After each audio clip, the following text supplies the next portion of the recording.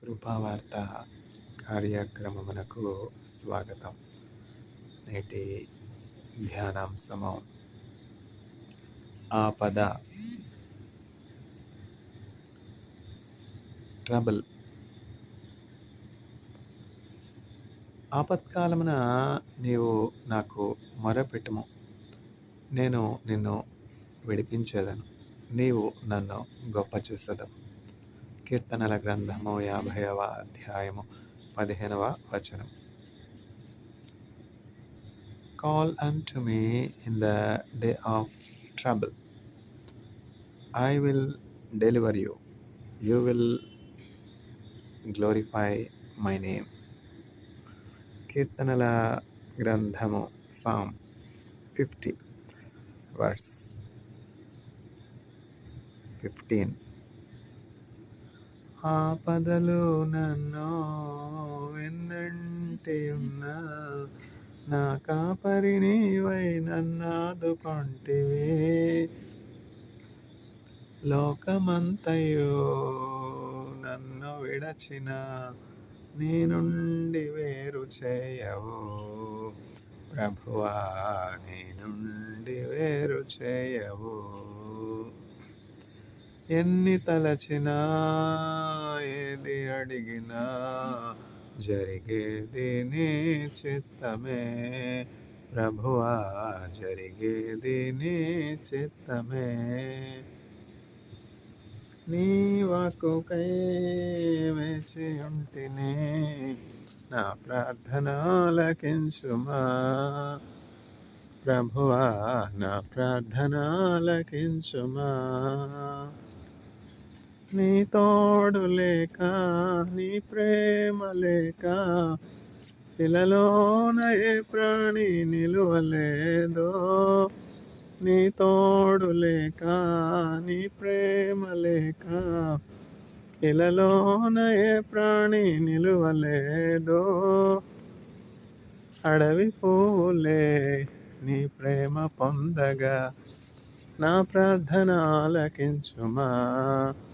ప్రభువా, నా ప్రార్థన ఆలకించుమా. ఎన్ని తలచినా ఏది అడిగినా జరిగేది నీ చిత్తమే. ప్రభువా, జరిగేది నీ చిత్తమే.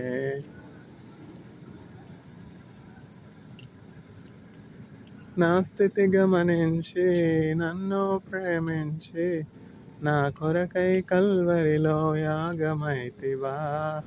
నీదు యాగమే నా మోక్ష మార్గము, నీ యందే నిత్య జీవము. ప్రభువా, నీ యందే నిత్య జీవము.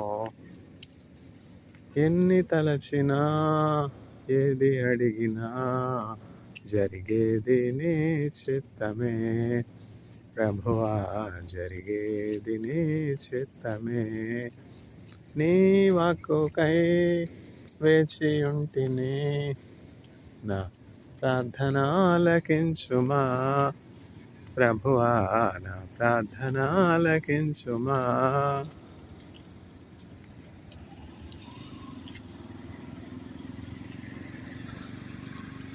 ఆపద, ట్రబుల్. ఆపత్కాలమున నీవు నాకు మొరపెట్టుము, నేను నీకు ఉత్తరం ఇచ్చేదను, నేను నిన్ను విడిపించేదను, నీవు నన్ను గొప్ప చేసేదను. కీర్తనల గ్రంథము 50వ అధ్యాయము 15వ వచనం. Call unto me in the day of trouble. I will deliver you. You will glorify my name. Psalm chapter 50 verse 15. అందుకనే బైబిల్ గ్రంథం చదవడం అలవాటు చేసుకోవాలి. బైబిల్ గ్రంథం అంటే దేవునితో మాట్లాడడం, దేవుని నుండి వచ్చి ఆ మాటల్ని వినడం అనమాట. ప్రార్థన చేస్తాం కదా, ప్రార్థన చేస్తే సరిపోదా? ప్రార్థన చేయడం ఏంటంటే మన యొక్క కష్ట సుఖాలు, మన యొక్క అవసరతలు అన్నీ కూడా మన కంట్రోల్ రూమ్ అయినటువంటి పరలోకానికి తెలియపరచుకోవడం, దేవునితో మాట్లాడుకోవడం, దేవుని దగ్గర మన అవసరతలు తెలియపరచుకోవడం. అయితే దేవుని నుండి కూడా మనకి రెస్పాన్స్ రావాలి కదా! రెస్పాన్స్ రిసీవ్ చేసుకోవడానికి రిసీవర్ ఉండాలి కదా! ఆ రిసీవరే బైబిల్. ఆ బైబిల్ గ్రంథాన్ని ఓపెన్ చేస్తేనే ఆయన మాటలు మనకు వస్తాయన్నమాట. అక్కడి నుంచి ఇక్కడికి సిగ్నల్స్ ట్రాన్స్ఫర్ అవ్వాలంటే ఆ మాధ్యమం ఏమిటి? బైబిల్ గ్రంథము. American Congress, library of American Congress, world's biggest library, world's richest reserve of knowledge. Library of American కాంగ్రెస్లో అనేకమైనటువంటి పుస్తకాలు ఉన్నాయి. అయితే అనేకమైన పుస్తకాలు ఉన్నప్పటికీ ఒకే ఒక పుస్తకము, జీవము కలిగిన పుస్తకము, ఒకే ఒక పుస్తకము, మాట్లాడే పుస్తకం. మాట్లాడే పుస్తకాలు ఉంటాయా? ఎందుకుండో? ఆడియో బుక్స్ లేవా? నేను అనేది ఆడియో బుక్స్ కోసం కాదు, ఎలక్ట్రానిక్స్ మాధ్యమాలను బట్టి కాదు. ఒక పుస్తకము ముద్రించబడిన తర్వాత అది మాట్లాడగలదా? లేదుగా. ముద్రించబడినటువంటి బైబిల్ గ్రంథం తరతరాలుగా అనేకులతో మాట్లాడుతూ ఉన్నది. కష్టంలో ఉన్నవారు, నష్టంలో ఉన్నవారు, బాధలో ఉన్నవారు, వ్యాధిలో ఉన్నవారు, కృంగినటువంటి వారు, నిరాశలో ఉన్నవారు, జీవితంలో విసిగిపోయినటువంటి వారు ఆ బైబిల్ గ్రంథాన్ని తెరచి ఆ వాక్యాన్ని చదివినప్పుడు దేవుడు వారితో స్పష్టంగా వారు ఉన్నటువంటి స్థితికి తగిన రీతిలో మాట్లాడి వాళ్ళని ఆదరించడం మనం చూస్తున్నాం. ఎంతోమంది జీవితంలో విసిగిపోయి ఇంకా నేను జీవితంలో ముందుకు సాగలేను అనుకుని ఇంకా జీవితాన్ని అంతమొందించుకోనాలి అనే ప్రయత్నాలు చేసే పరిస్థితుల్లో ఏదో ఒక రీతిగా వారు యేసుక్రీస్తు ప్రభువును కనుగొనటం జరిగింది. నాలాంటి ఏదో లే ప్రీచరో ఇంకా ఎట్లాంటి వారినైనా దేవుడు వాడుకోగలడు. అట్లా యేసుక్రీస్తు ప్రభు దగ్గరికి వచ్చినప్పుడు వారు ఒక నూతన జీవితం పొందుకోవడం మనం చూస్తున్నాం.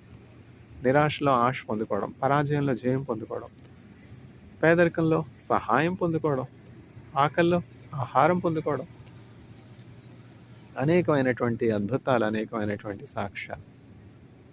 యేసుక్రీస్తు ప్రభు ప్రార్థన ఆలకించే దేవుడు. యేసయ్య ఏం చెప్తున్నాడంటే, మీకు చెవులు లేవా? చెవులు ఉన్నాయిగా. ఎన్ని చెవులు ఉన్నాయి మనకి? 2 చెవులు ఉన్నాయి. 4 చెవులు ఉండకూడదా? దేవుడికి 4 చెవులు లేవుగా. ఒక చెవు సరిపోదా? దేవుడికి ఒక చెవు లేదుగా. దేవుడు 2 చెవులు కలిగినటువంటి వానిగా ఉన్నాడు. దేవుడు 2 చేతులు కలిగినటువంటి వానిగా ఉన్నాడు. దేవుడు 2 కాళ్ళు కలిగినటువంటి వానిగా ఉన్నాడు. దేవుడు మాట్లాడేవానిగా ఉన్నాడు. చూసారా దేవుడు ఎట్లా ఉంటాడు అంటే, బైబిల్ గ్రంథంలో జవాబు ఉన్నది కదా. ఆయన మనుష్యులను తన పోలికలో తన స్వరూపంలో సృజించుకుని ఉన్నాడు. మన దేవుని పోలికలో సృజించబడినటువంటి వారం కాబట్టి దేవుడు ఎట్లా ఉంటాడో మనం తెలుసుకోవాలి అంటే బైబిల్ గ్రంథం చదవాలి. చూసారు ఎంత ఆధిక్యత. అనేకమైనటువంటి జీవరాశులు ఉన్నాయి. లేవా? కోతులు ఉన్నాయి, తర్వాత కుక్కలు ఉన్నాయి, తర్వాత నక్కలు ఉన్నాయి, పందులు ఉన్నాయి, లేళ్ళు ఉన్నాయి. ఎంత వైవిధ్యంగా ఉన్నది సృష్టి. చూసారా? ఇప్పుడు మానవ సృష్టి మనం తీసుకున్నట్లయితే కేవలము 2 కాళ్ళు, 2 చేతులు. ఆ ముఖంలో ఉన్నటువంటి ఆ ఫీచర్స్ కూడా చాలా తక్కువే. ఆ కొంచెం ఫీచర్స్తో దేవుడు అసంఖ్యాకమైనటువంటి జనాన్ని సృష్టిస్తూ ఉన్నాడంటే అది ఆశ్చర్యం కాదా? మానవ సృష్టి ఒక అద్భుతం కాదా? తల్లి గర్భంలో ఆ పిండంగా ఉన్నటువంటి ఆ బిడ్డ ఎట్లా ఎదుగుతూ ఉన్నాడు, తల్లి గర్భంలో నుంచి క్షేమంగా సురక్షితంగా ఎట్లా వస్తూ ఉన్నాడు, ఆ సృష్టికర్త ఎట్లా చేస్తూ ఉన్నాడు. చూసారా?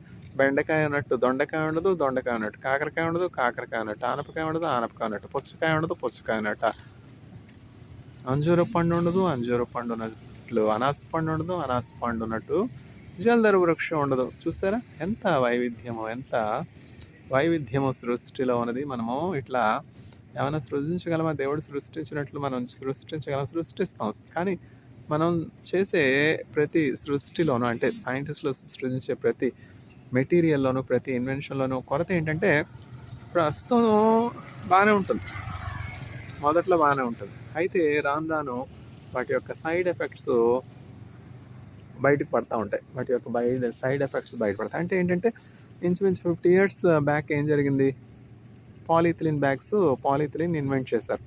పాలీథిలిన్ ఇన్వెంట్ చేసినటువంటి కొత్తలో ఆ పాలీథిలిన్ బ్యాగ్స్ ఎంతో సౌకర్యంగా ఉండేవి. చక్కగా ఎక్కడికి వెళ్ళినా కూడా ఇంకా బ్యాగ్ పట్టుకెళ్ళవలసినటువంటి అవసరం లేదు. పూర్వం అంటే ఒక గుడ్డ సంచి పట్టుకుని వెళ్ళేవాళ్ళం, లేకపోతే వైర్ సంచి పట్టుకుని వెళ్ళేవాళ్ళం. ఏంటి కాయగూరలు తెచ్చుకోవాలన్నా ఒక సంచి, చేతి సంచి తీసుకుని వెళ్ళేవాళ్ళం. తర్వాత పచారీ సామాన్ అంటే ప్రావిజన్స్ కొనుక్కోవాలి అంటే ఒక గుడ్డ సంచి తీసుకుని వెళ్ళేవాళ్ళం. ఆ సంచి లేకపోతే ఎట్లా తెచ్చుకుంటాం? ఆ పచారీ షాప్ వాళ్ళకి ఆ బుట్టిస్తే ఆ బుట్టలో ఆ సరుకులన్నీ చక్కగా అరేంజ్ చేసి ఇచ్చేస్తారు, తెచ్చుకుంటాం. కానీ ఇప్పుడు అట్లాంటిదేం లేదు. ఇప్పుడు అంతా కూడా ఆహ్, పాలీథిలిన్ బ్యాగ్స్‌లో తెచ్చుకుంటున్నాం గదా! పెద్ద కవర్స్. ఎంత ఎన్ని సరుకులు తీసుకున్నా గూడా అంత పెద్ద పాలీథిలిన్ బ్యాగ్స్ వచ్చేసాయి. ఇప్పుడు చైనాలో ఉన్నప్పుడు ప్రావిజన్ స్టోర్స్‌కి వెళ్తాను. ప్రావిజన్ స్టోర్స్‌లో మన సరుకులకి తగినంత ప్రావిజన్ బ్యాగ్ వాళ్ళు ఇస్తారనమాట. బ్యాగ్ తీసుకొని వెళ్ళవలసినటువంటి అవసరమే లేదు. పాలీథిలిన్ బ్యాగ్. ఈ పాలీథిలిన్ బ్యాగ్ ఎంతో హ్యాండీగా ఉండడం వల్ల ప్రజలందరూ కూడా చాలా నెమ్మది కలిగినట్లుగా, చాలా సుఖంగా, చాలా సంతోషంగా ఫీల్ అయ్యారు. ఎప్పుడు కొంతవరకే 50 సంవత్సరాల తర్వాత తెలిసింది.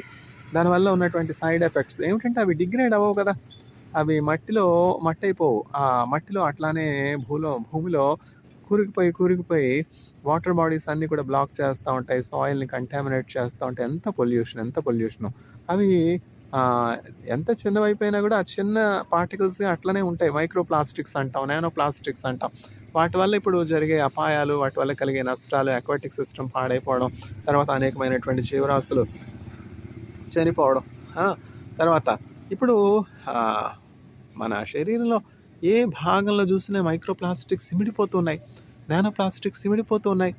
ఊపిరితిత్తులు పాడైపోవడం, అంటే ఊపిరితిత్తులు అంటే లంగ్సేగా. రెస్పిరేటరీ సిస్టమ్ పాడైపోవడం, తర్వాత గుండె పాడైపోవడం. మైక్రో అంటే 10⁻�6 మీటర్స్ అనమాట. అంత చిన్న పార్టికల్.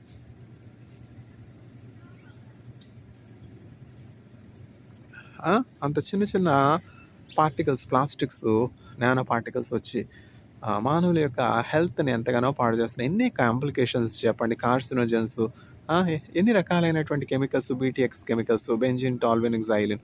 ఈ కెమికల్స్, సల్ఫర్ ఇవన్నీ యాస్బెస్టాస్ షీట్‌లో ఉన్నటువంటి రూమ్‌లో ఉండడం పాపం. చాలా ప్రదేశాల్లో పేదవాళ్ళని మనం చూసినట్లయితే ఇంకా వాళ్ళు యాస్బెస్టాస్ షీట్స్ వేసుకుంటా ఉంటారు. ఆ! ఆ యాస్బెస్టాస్ కార్సినోజెనిక్ అని తెలిసింది. ఇప్పుడంటే కొంచెం తగ్గింది గానీ ఆ యుటిలైజేషను. ఇప్పటికి చాలా ప్రాంతాల్లో అట్లా యాస్బెస్టాస్ షీట్స్ వేసుకుంటా ఉన్నారు. ఈ తాటాకులైతే హెల్తీయే. కానీ తాటాకుల మీద ఒక నిప్పురవ్వ పడిందంటే దివాళీ టైంలో నిప్పురవ్వ పడితే ఇల్లంతా బూడిదయిపోదా? ఎన్ని రకాలైనటువంటి ఫైర్ యాక్సిడెంట్స్ జరుగుతా ఉన్నాయి. ఎన్ని రకాలైనటువంటి ప్రమాదాలు జరుగుతున్నాయి. ఆపద, ప్రమాదం ఏ మార్గంలో వస్తుందో మనకి తెలియదు గనకనే మీరు శోధనలో పడకుండా ప్రార్థన చేయడని జెప్పి యేసుక్రీస్తు ప్రభు చెప్తున్నారు. ప్రతిరోజు మనం క్షేమంగా, సుఖంగా, సౌఖ్యంగా ఉన్నామంటే అది కేవలం దేవుని కాపుదల. ఆయన దూతల కాపుదల మనకు కొంచెం తక్కువయిందంటే కాలు ఇట్లా మెట్టు మీద ఒక్క స్లిప్ ఏమవుతదంటే ఫ్రాక్చర్ అవుతది. అంతేగా? అట్లా ఫ్రాక్చర్ అయిపోయిన వారు ఎంతమంది. హుమయూను మహారాజుగా ఉన్నాడు. లైబ్రరీలో ఏం జరిగింది? మెట్ల మీద నుంచి దిగుతా ఉంటే మెట్ల మీద కాలు స్లిప్ అయ్యి పడిపోయి చనిపోయినాడు. చూసారా? పదవిలో ఉన్నటువంటి వారే, అత్యున్నతమైనటువంటి స్థితిలో ఉన్నటువంటి వారే చిన్న యాక్సిడెంట్స్ గురై ప్రాణాలు కోల్పోతున్నారు. ఇప్పుడు కళైమామణి వాణి జయరాం గారు చూడండి. ఆవిడ ఎన్ని చక్కని అవార్డ్స్ పొందుకున్నారు, రివార్డ్స్ పొందుకున్నారు. ఎంత జ్ఞానం కలిగినటువంటి వ్యక్తి. ఎన్ని భాషల్లో చక్కని పాటలు పాడారు. ఆవిడ అంతం చూస్తే ఎంత దయనీయంగా ఉంది, ఎంత బాధగా ఉంది. ఎంతో చక్కగా అన్యోన్యంగా ఆహ్, ఆయన ఆమె భర్త, ఆమె ఎంతో చక్కగా అన్యోన్యంగా ఉండేవారు. ఆమె భర్త చనిపోయినారు. రమేష్ గారు చనిపోయినారు. జయరాం గారు. అయితే ఆమె ఒక్కతే ఉండిపోయింది. ఎక్కడ? నుంగంబాకంలో. ఎక్కడ? మన ఇంటి ప్రక్కన. ఇప్పుడు నేను ఐఐటీ మద్రాస్ నుంచి వర్తమానం ఇస్తున్నాను. నుంగంబాకం అంటే ఎంత దూరం చెప్పండి? వాణి జయరాం గారు నుంగంబాకంలో ఆమె సొంత గృహంలో అర్ధరాత్రి సమయంలో ఒక టేబుల్ మీద, వాళ్ళ ఇంట్లో ఉన్నటువంటి టేబుల్ మీద పడి ఆ కొనకి తల పెద్ద గాయమై రక్తం స్రవించి రక్తం అంతా పోయి మరణించారు. ఆమె అట్లాంటి అపస్మారక స్థితిలో ఉన్నారని, మరణించారని ఆమెను కనిపెట్టింది ఎవరు లేరు. ఆమెను చూసుకున్నది ఎవరు లేరు. ఎంత కష్టం చూడండి. ఒక సర్వెంట్‌ని పెట్టుకోలేరా ఆవిడి? ఏమిటి నేను మేనేజ్ చేసుకోలేనా? అన్ని కాలాలు ఒకలాగా ఉంటాయా? అన్ని రోజులు ఒకలాగా ఉంటాయా? వయసు మీద పడతా ఉంది కదా! పెద్దవాళ్ళు అవుతా ఉన్నారు కదా! ఎంతో కష్టపడి ఆ స్థితికొచ్చి ఆ నిర్లక్ష్యంగా ఉండడం ఏంటి? అజాగ్రత్తగా ఉండడం ఏంటి? ఒక పిల్లాడిని పెంచుకుంటే పోలా? ఇంట్లో ఒక పనమ్మాయిని పెట్టుకుంటే పోలా? ఇవన్నీ కూడా చాలా జ్ఞానం కలిగి నిర్ణయాలు తీసుకోనాలి. అవును, మేలు చేస్తే కీడు చేసేవారికి ఉన్నారు. ఒకసారి ఏంటి, బాల సరస్వతి గారు ట్రైన్‌లో వెళ్తా ఉంటే ట్రైన్‌లో పాట పాడుతా ఉన్నాడు భిక్షగాడు ఒకడు పాట పాడుతా ఉంటే చక్కగా పాట పాడుతున్నాడే, మంచి స్వరం ఉన్నదని చెప్పి బాల సరస్వతి గారు మంచి గాయని గదా! ఆ భిక్షగాడిని తీసుకొని వెళ్ళి ఇంట్లో డైనింగ్ టేబుల్ మీద భోజనం పెట్టారు. ఇంటిలోనే పెట్టుకున్నారు. ఇప్పుడు ఒక ఊరు వెలుపట ఉన్నటువంటి ఒక వ్యక్తిని పూజారి గారి గర్భగుడిలోనికి తీసుకుని వెళ్ళి, అయ్యో వెలివేయబడ్డాడు, ఇతనికి ఉన్నటువంటి జాడ్యాన్ని బట్టి, ఇతనుకున్న లెప్రసీని బట్టి, కుష్ఠమని బట్టి, ఇతనికి ఉన్నటువంటి చెడుని బట్టి సమాజం ఇతను వెలివేసింది, ఎవరు కూడా ఆలయంలోనికి రానివ్వట్లేదు, దేవుని ఆలయంలోనికి రానివ్వట్లేదు అని చెప్పి పూజారి గారు ఒక ఆయన దయతలచి జాలి చేసుకుని, పెద్ద మనసు చేసుకుని, క్రీస్తు ప్రేమ కలిగి ఆయన పరిచయం చేసే ఆలయంలోకి తీసుకుని వెళ్ళి ఆ గర్భగుడిలోనికి తీసుకుని వెళ్ళాడంట. తీసుకెళ్తే ఆవరణలో ఉంచొచ్చుగా. అదే మరి తనకు మాలిన ధర్మం మొదలు చెడ్డ బేరం. అయ్యో దయ చూపించారే, అయ్యో ప్రేమ చూపించారే, అయ్యో కనికరం చూపించారే, అపాత్రుడైనా నాకు ఈ అర్హత ఇచ్చారే, ఆ ఆధిక్యత ఇచ్చారే, నన్ను తల మీద పెట్టుకున్నారే అన్న కృతజ్ఞత ఉందా? ఎందుకంటే దినం చెడ్డది కదా, కాలం చెడ్డ కాలం కదా. అంత్య దినముల్లో అపాయకరమైనటువంటి కాలములు సంభవించును, మనుష్యులు కృతజ్ఞతారహితులుగా ఉంటారని తిమోతి ద్వారా పౌలు చెప్పలేదా? పెడితే పెళ్ళి, లేకపోతే దద్దనం కోరుకునే మనుషులు, వాళ్ళ కోసం మీరు వీధులు చించి విస్తళ్ళేయాలా? మీకున్నటువంటి డబ్బంతా వ్యర్థపరచుకోవాలా? ఎందుకని? బాల సరస్వతి గారి దగ్గర ఉన్నాం, తీసుకుని వెళ్ళింది ఆవిడ, భోజనం పెట్టింది, నమ్మింది. ఏం జరిగింది? ఇంట్లో ఉన్నటువంటి విలువైనటువంటి వస్తువులన్నీ పట్టుకుని పరారైపోయాడు. చెప్పు తినేడు కుక్కకు చెరుకు తీపి ఎరుగునా చెప్పండి? కుక్కకి ఏది ఇష్టం? చెప్పు ఇష్టం. చెరుకు ఇస్తే ఎట్లా? ఆ చెరుకు తింటుందా కుక్క? అది జ్ఞానం ఉండొద్దు. యేసుక్రీస్తు ప్రభు చెప్పలేదా నిన్ను వల్ల నీ పొరుగువాన్ని ప్రేమించమని? యేసుక్రీస్తు ప్రభు చెప్పలేదా? యేసుక్రీస్తు ప్రభు ఏం చెప్పారంటే, నీ దగ్గర 2 చొక్కాలు ఉంటే ఒక చొక్కా ఇమ్మన్నారు, 2 ఇచ్చేయమని చెప్పలేదు. యేసుక్రీస్తు ప్రభు ఏం చెప్పారంటే, పావురం వలె నిష్కపటిగా ఉండు, సర్పం వలె యుక్తి కలిగి ఉండు, వివేకం కలిగి ఉండు, బుద్ధి కలిగి ఉండు, మీరుంటున్నటువంటి దినాలు దుర్దినాలుగా ఉన్నాయి అని చెప్పి యేసుక్రీస్తు ప్రభు చెప్పలేదా? మీ పాస్టర్ గారు మీకు చెప్పలేదా? ఏంటి మొహమాటమా? ఎందుకు మొహమాటం? మొహమాటానికి వెళ్ళిందంటే ఏమైంది? కడుపు అయింది. ఇప్పుడు ఆ కడుపు అయితే డెలివరీ ఎవరు చేసుకుంటారా? పడుకున్నాడు చేసుకుంటాడా డెలివరీ? ఈవిడికి వచ్చిందా? ఆ పడుకున్నాడు ఎక్కడికి పోయినాడో తెలియదు, కష్టం అంతా ఈమెకి వచ్చింది. ఈ మొహమాటాలు ఎందుకు? అనవసరమైనటువంటి మొహమాటాలు. మొహం మీద చెప్పొచ్చు కదా. ఆ పడుకున్నాడు ఉన్నాడా డెలివరీకి? హాస్పిటల్లో ఎవరున్నారు నీతో పాటు? సిగ్గులేందానా, పనికి మాలిందానా, నీచురాల, దౌర్భాగ్యురాల, చండాలురాల. ఎవరు మేలు చేశారు, ఎవరు కీడు చేశారు, ఎవరు మంచి చేశారు, ఎవరు చెడు చేశారు? పడుకున్నాడు ఉన్నాడా డెలివరీకి? భ్రష్టురాల, చండాలురాల. ఎందుకు మొహమాటం? మొహమాటానికి వెళ్ళావు, ఏమైంది? కడుపు అయింది. అందుకని జాగ్రత్తగా ఉండాలి. ఎందుకు మొహమాటం? ఖచ్చితంగా ఉండొద్దు. నీ దగ్గర రూపాయి లేకపోతే ఎవరైనా రూపాయి ఇస్తా ఉన్నారా? రూపాయి లేదని చెప్పి 9 రూపాయల 10 రూపాయలకి 9 రూపాయలకి ఎవరైనా ఇస్తారా?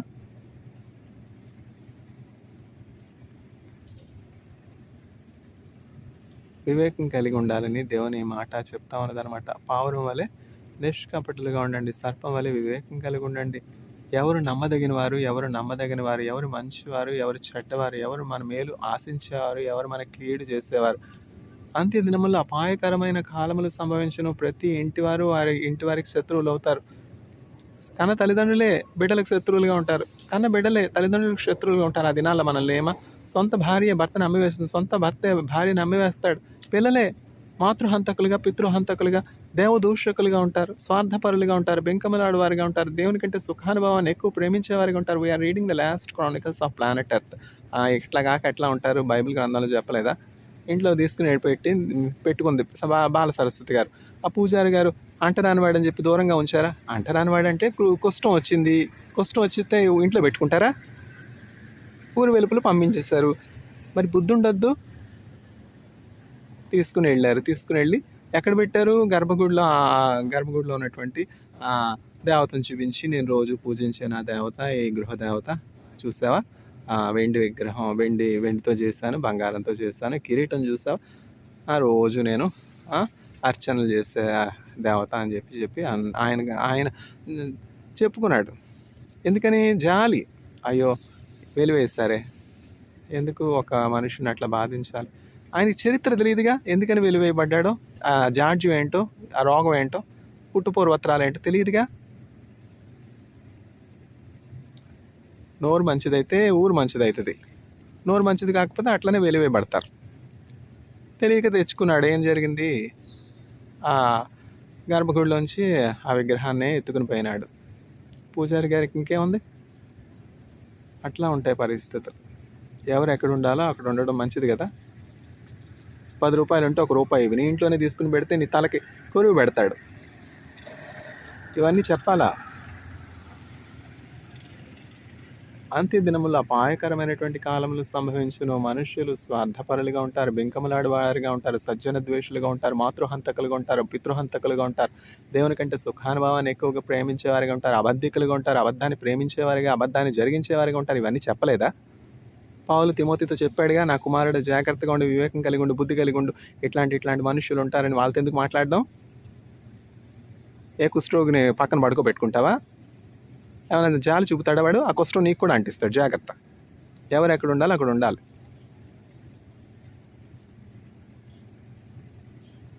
ఏసైకే చేశారు నీకంతా.